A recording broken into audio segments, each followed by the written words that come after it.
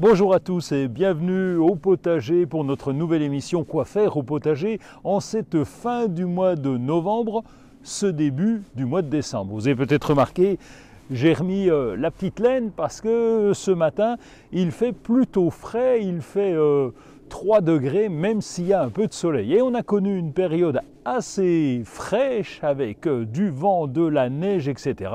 Bon, on va dire c'est un peu normal, c'est les Vosges. Alors, qu'est-ce qu'on peut faire au potager en ce moment? On va le découvrir ensemble.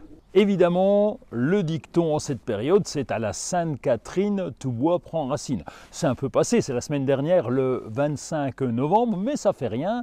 Nous sommes en période de plantation, alors évidemment, en dehors des périodes de gel, et là, vous pouvez tout planter ce que vous voulez.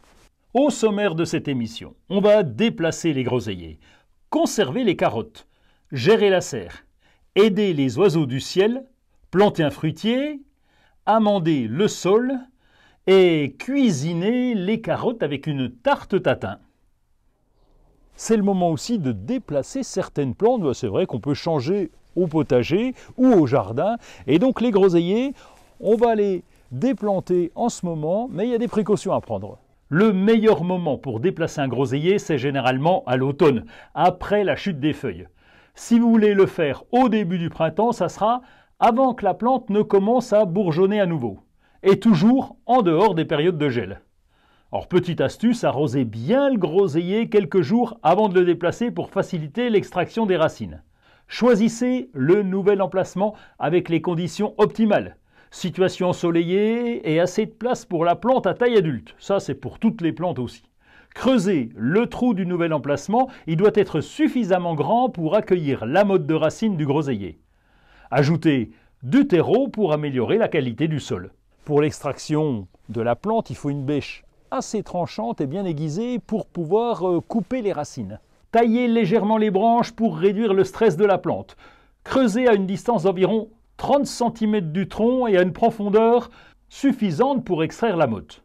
Une fois que vous avez bêché tout autour, soulevez délicatement la plante avec sa motte de racine. Positionnez ensuite le groseillier dans le nouveau trou en veillant à ce que le collet, donc la base du tronc, soit au niveau du sol. Remplissez le trou avec le mélange de terre et de terreau en tassant pour éliminer les poches d'air. Même s'il a plu, arrosez quand même, ça permettra de positionner les racines correctement. Et puis après, le plus dur et le plus long, c'est d'attendre les groseilles. Récolter les carottes, c'est une chose, mais ensuite, il faut les conserver pour garder toute leur fraîcheur et leurs nutriments. Les carottes sont généralement prêtes à être récoltées environ 70 à 80 jours après le semis. C'est évidemment selon la variété. Mais vous pouvez les récolter dès qu'elles atteignent une taille qui vous paraît suffisante. Il est préférable de les ramasser, ces carottes, par temps sec. D'abord, ça va faciliter l'extraction et puis ça réduit le risque de pourriture. Utilisez une fourche pour desserrer doucement la terre autour des racines. Tirez ensuite délicatement par les feuilles pour éviter de les casser. Secouez légèrement pour enlever l'excès de terre et puis frottez avec une brosse. Si vous les lavez, prenez soin de bien les faire sécher parce que l'humidité peut entraîner encore de la pourriture. Placez la récolte dans un sac en tissu ou dans un récipient hermétique avec un peu d'humidité. Ajoutez une serviette en papier humidifié. Conservez-les dans le bac à légumes du réfrigérateur. On peut les garder ainsi pendant environ 2 à 4 semaines. Et pour un stockage à long terme, une cave ou un cellier frais, c'est parfait. Il est possible de les garder aussi dans des couches de sable ou de sciure de bois. Placez une couche du matériau choisi au fond du récipient, ajoutez une couche de carottes et puis vous recouvrez de sable ou de sciure et ainsi de suite. On peut aussi les congeler et là, il faut les faire blanchir avant la congélation. Alors, les faire blanchir, mais quand même, elles restent rouges. Allez comprendre. En automne, la serre a besoin d'une petite remise en forme. La culture de tomates est définitivement terminée. Bon, on va pas se plaindre, la récolte a été plutôt bonne. Et il est temps d'arracher tout ça. Les tomates meurent dès 5 degrés et là, les nuits sont à 0. Donc, c'est vraiment le clap de fin. On les retire. Comme elles ont développé des moisissures avec le froid, il est préférable de les mettre au pourrissoir et pas au compost, puisque ici, on utilise notre compost au jardin.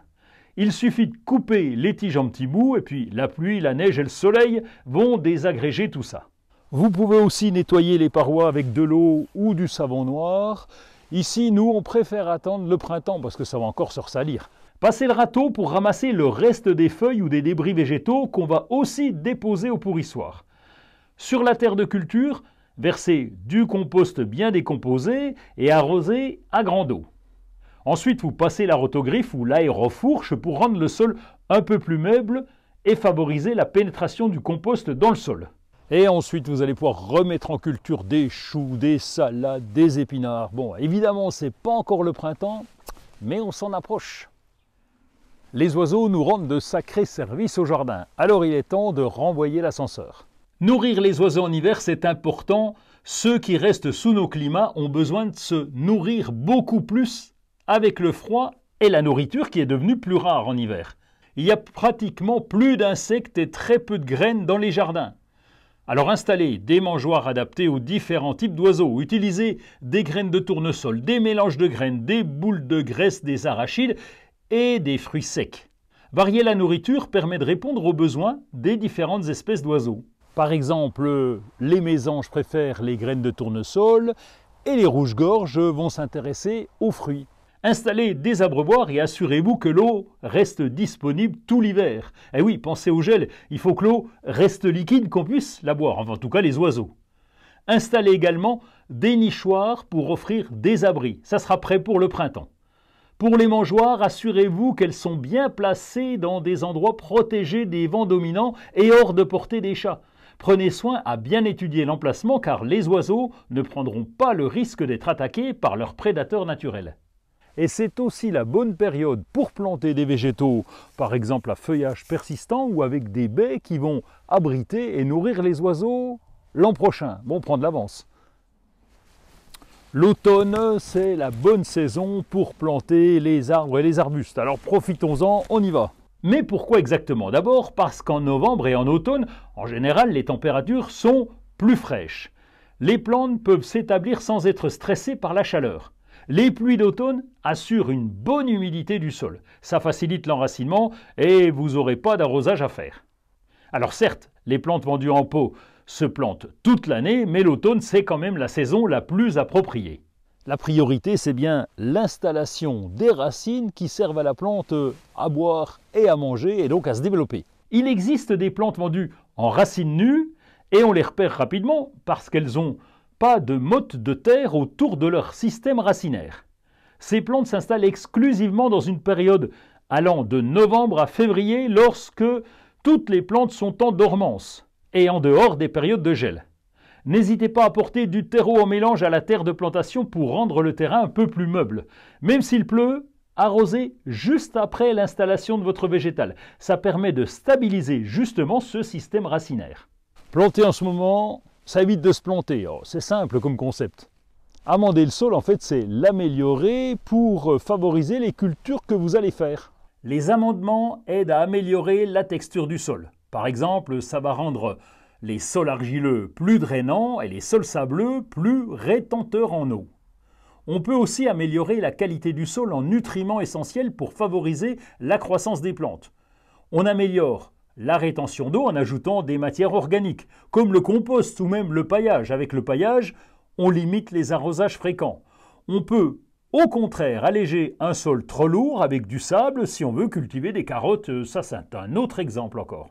Mais au départ de tout, il faut essayer de déterminer le type de sol que vous avez. Il est possible de faire 2 petits tests simples pour connaître le sol du jardin. Prélevez de la terre et faites ce qu'on appelle le test du boudin. Vous malaxez la terre pour réaliser une petite boule ou un boudin. Si la terre se tient bien, eh bien votre terre est argileuse, donc riche mais compacte. Et si le boudin ne se tient pas et s'effrite, eh bien votre terre peut être sableuse, donc très drainante, mais plutôt pauvre. On peut faire aussi le test du vinaigre. Vous mettez un peu de votre terre dans une verrine. Dessus, vous versez du vinaigre blanc. S'il y a une réaction chimique avec des bulles effervescentes immédiates, eh bien, votre terre est très calcaire.